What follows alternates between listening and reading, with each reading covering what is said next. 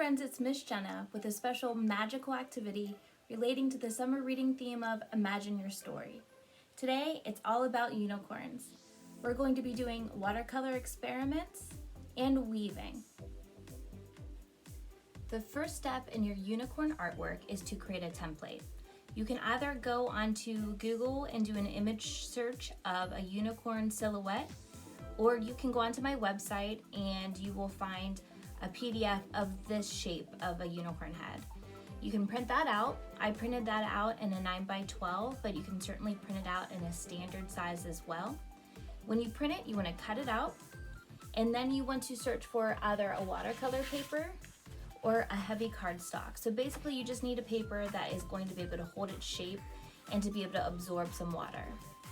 You're going to put your unicorn template on top of your paper and make sure that every single piece is right on top of the paper so you don't miss any of the details. Hold it with one hand and very carefully trace all along the contour of your unicorn head using a pencil or a marker. When you have that traced, you're going to cut it out. And I have my watercolor unicorn head here. And then you're going to want to trace it one more time. So I have my cereal box. And a cereal box is really nice because it is recycled. It's something that you would throw away. And it has a nice stability to it without it being too rigid, like a corrugated piece of cardboard from a box. Using a marker or another tool, you're going to again hold down your template with one hand and trace all along the outside with the other.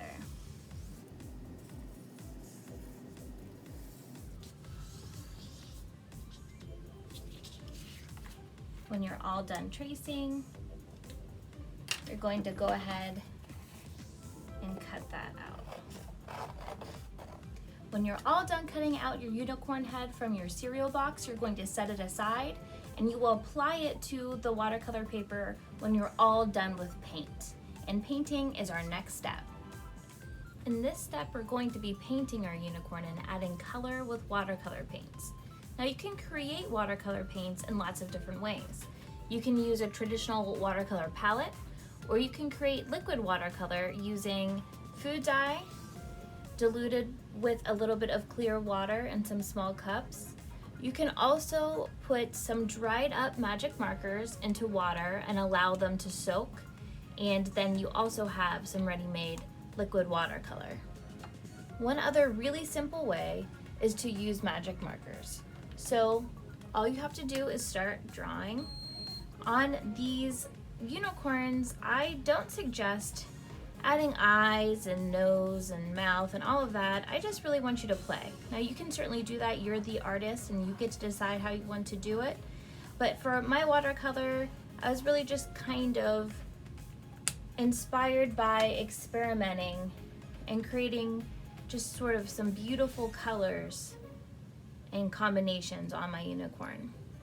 So all I added was a little bit of clear water to my magic marker on my watercolor paper, and I was able to create the paint effect with just a little bit of water.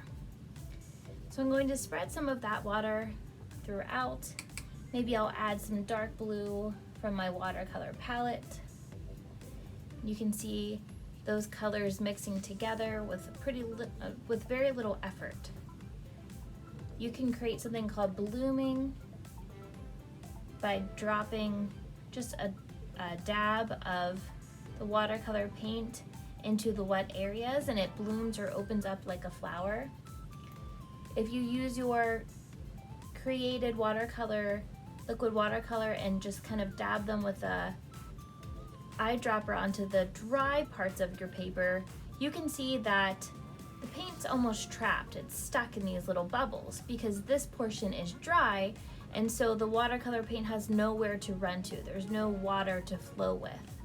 So I can solve that by using a spray bottle. So if I just spray my watercolor paints, they'll start to mix together. And I've also created these sort of negative spaces or these craters in my watercolor paint because where the water droplets hit the paint, it expels it and it just kind of flows outward. So I'm going to spend a little bit of time experimenting and mixing colors with my watercolor, liquid watercolors, and also my paint palettes. So let's experiment.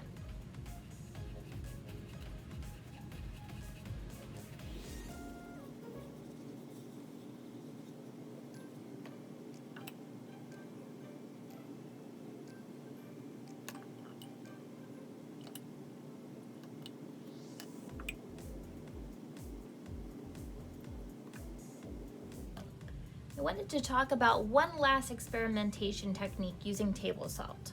So once your unicorn is nice and wet, I'm just going to drop a little bit of table salt onto the surface. And the table salt, when it's dropped down, it absorbs the water. So all of the pigment that's in the water, all of the color that's in the water gets sucked into the salt. And so when this is totally dry, it creates all these really beautiful craters, kind of like the surface of the moon, or crystals. And I find that it's a really nice magical effect to have with your unicorn. So once you've decided you are done experimenting, you've added all the colors you want to add, your unicorn is going to be pretty wet. So either you're going to allow it to sit outside in the sun, or to sit overnight, or you can use a hair dryer to get it nice and dry and ready for our next step, which is to add some hair to the mane using a weaving technique. When our watercolor on our unicorn is all dry, it's time to add a little bit of stability to the back. So we have these cut out cereal box that we cut out earlier, and you're going to glue it onto the back. So just make sure that you use your glue sticks and cover the entire outside of your unicorn and then the inside, and firmly press that onto your watercolor painting. So I've already done that on this unicorn. Another thing that I did was I added holes. So I have 1, 2, 3, 4, 5, 6 holes. I didn't measure, I just eyeballed it, and I used my ballpoint pen to do that.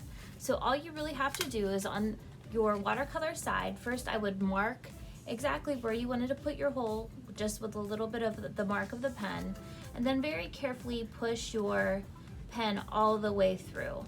Make sure that you are at least a thumbnail distance away from the outside of your unicorn, because you don't want to accidentally push all the way through and tear to the edge of the page. Now I have a whole bunch of different strings and yarns. I've also cut up plastic bags. You can cut up old t-shirts if you want to use those, if you don't have any yarn handy. And we're going to add our mane with these pieces of fiber. So first you want to fold your yarn or your string in half, and you're going to put the folded edge up to the hole in your unicorn.